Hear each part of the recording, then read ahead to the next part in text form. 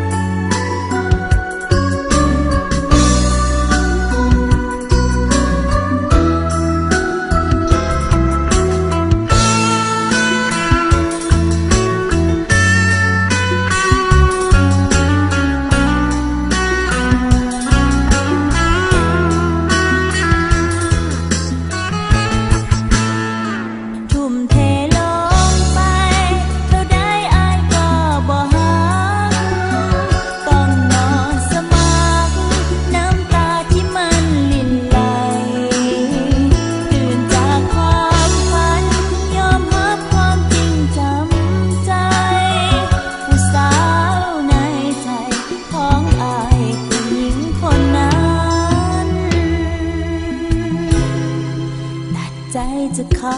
เสียทีดีกว่าต้องนอนเสีย